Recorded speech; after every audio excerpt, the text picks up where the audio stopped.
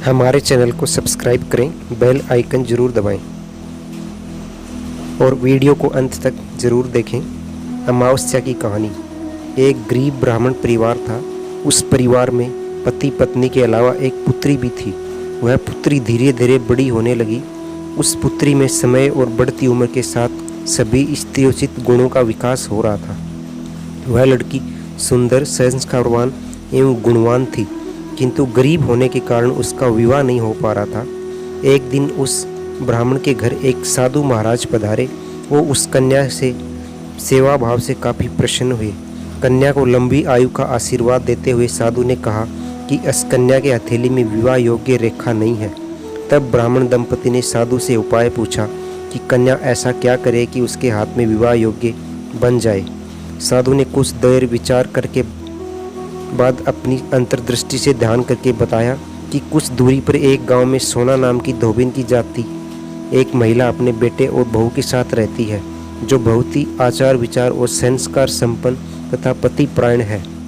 यदि यह कन्या उसकी सेवा करे और वह महिला उसकी शादी में अपने मांग का सिंदूर लगा दे, उसके बाद इस कन्या का विवाह तो इस कन्या के वैद्य योग मिट सकता है। साधु ने ये भी बताया कि वह महिला कहीं आती जाती नहीं है।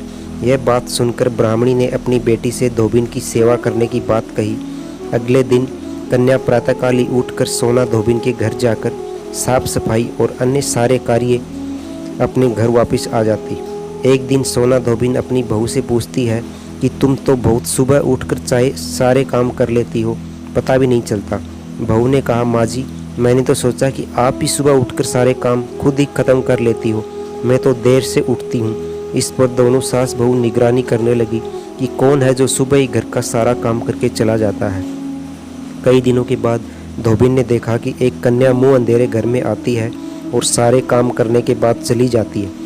जब वह जाने लगी तो सोना धोबिन उसके पैरों पर गिर पड़ी। पूछने लगी कि आप कौन हैं और इस तरह छुपकर मेरे घर की चाकरी क्यों करती हैं। तब कन्या ने साधु द्वारा कही गई सारी बात बताई। धोबिन पति परायण थी, उसमें तेज था, वह तैयार हो गई। सोना धोबिन के पति थोड़ा अस्वस्थ थे।